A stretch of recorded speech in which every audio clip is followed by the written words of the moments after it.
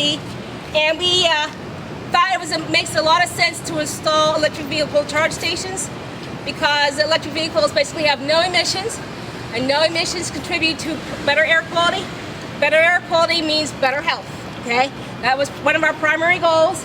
It just made a lot of sense that we made the option to install electric vehicle charge stations, at least one level 2 charge stations at every one of the hospitals in Allegheny County, so you can go to any of the hospitals and inside of a parking garage or outside, because some of our facilities do not have a parking garage, they only have a service lot. We will be posting, I think either today or by the end of this week, all of our locations, all of the points of contact if you want to get there and be able to charge, and no charge for charging. So therefore, what else can you say?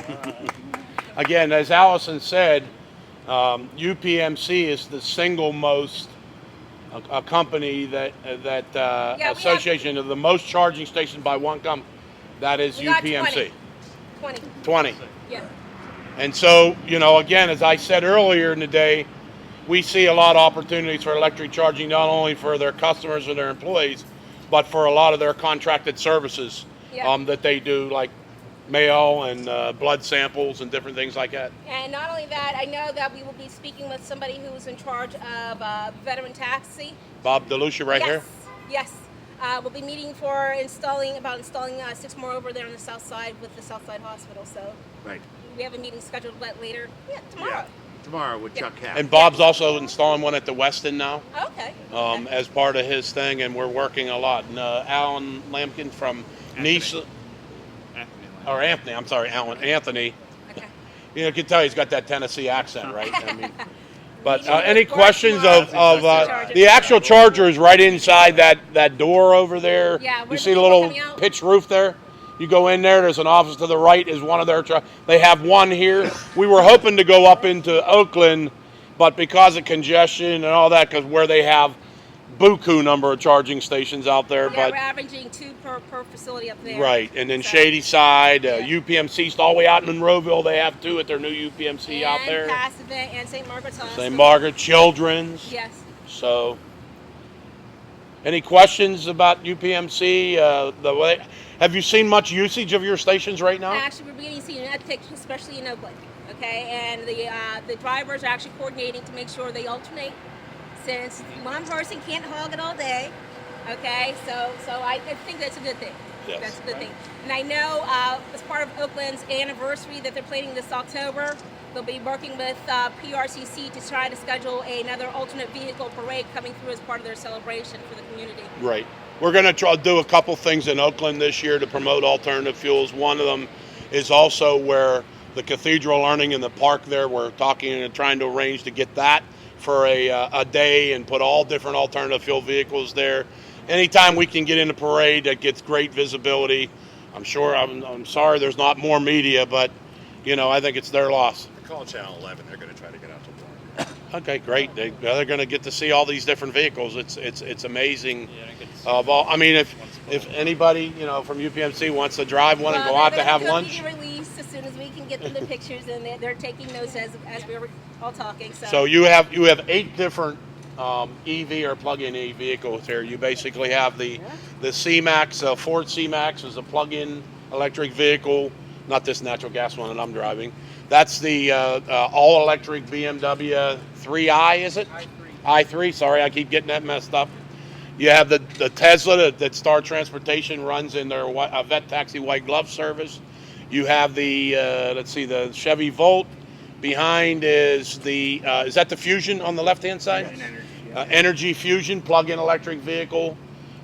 In the back there is the Cadillac XLR. You got the Cadillac XLR on the right. The Nissan ELR. I'm sorry. The Nissan Leaf. And then there's, like I said, so there's 8 different types of vehicles here that are available right now in the Pittsburgh area. Yes. Okay. Available.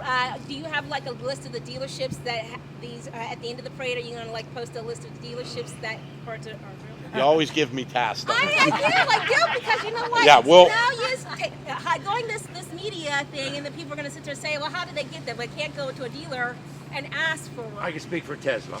Okay. And the stations, you got to go through the dealerships, which are actually King of Prussia. You go online and order these cars, by the way. You Yeah. don't go through a Pennsylvania dealer. Okay. They just got approval for that. Right, right. Yeah, they're opening up to 5 dealerships. As Rick said, we put in these stations as part of the AFIC program, and we were actually fortunate enough, and you'll see all along here, somebody during the construction of the building, back in kind of the late 90s, early 2000s, decided to stub this whole wall out with conduit for electric vehicle charging stations. So somebody had the foresight to really think that whole thing through. We actually almost installed some during original construction. Those probably wouldn't have been used until much more recently, as you all know. But we're really happy with the usage that we have here. So we installed these in December of 2012, and they kind of started full use right at the beginning of 2013. I wrote down some numbers so I can just share with you kind of exactly how much usage we get. So in 2013, we used about 4,200 kilowatt hours at these two stations. We do have electric meters on them, so we're able to track the usage.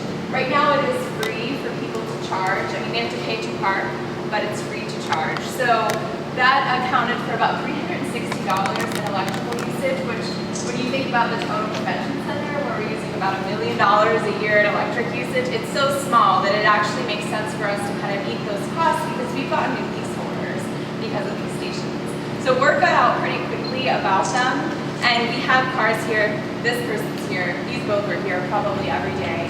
But we have a rotation of about 6 to 10 vehicles depending on the season. A few of them are have a job at some schools around here, so they're not usually here in the summertime. But a lot of them live here too in downtown. So we've had really great usage. We've been really satisfied with the program.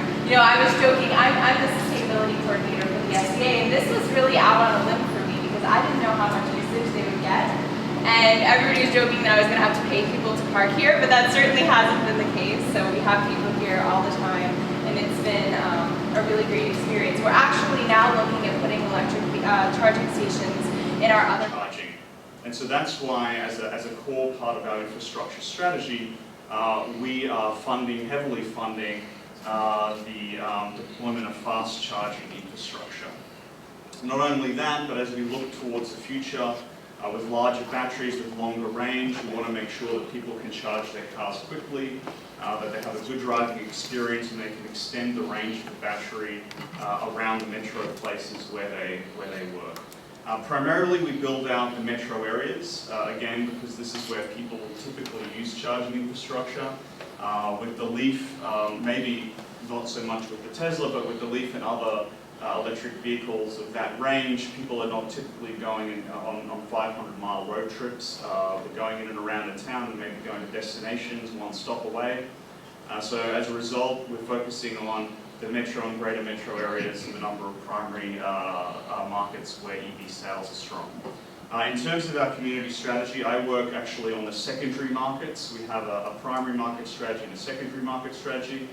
Some of you may have seen an announcement that we made recently at the New York Auto Show a couple of months ago about our No Charge to Charge program. This is where we have set up a platform called Easy Charge, which is an interoperability agreement amongst the 4 largest EV infrastructure network operators. That's Blink, ChargePoint, AV, and NRG. NRG is managing that platform. And they, with our other partners, are building out infrastructure in the top 25 Leaf markets around the country. 10 of those have been announced so far. They include San Francisco, Washington, D.C., and other major market areas around the country.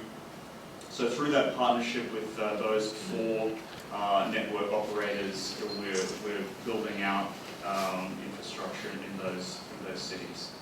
On the secondary market side, which is where I work on the East Coast and I have a colleague that works out on the West Coast, we have budget available to invest in infrastructure in places like Pittsburgh, where you've got a growing number of level 2 chargers out there, but pretty much no DC fast chargers. And again, going back to the consumer experience of wanting to charge quickly and emulate what they're finding at the gas station, we want to make sure there's basic coverage in places like Pittsburgh, so it sets it up for future EV growth.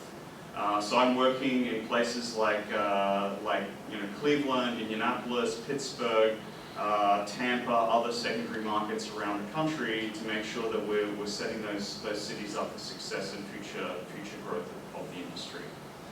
From a technology standpoint, very quickly, we are agnostic. We put in infrastructure that includes CHAdeMO and combo in many situations. Most of the DC fast chargers, over 630 that are out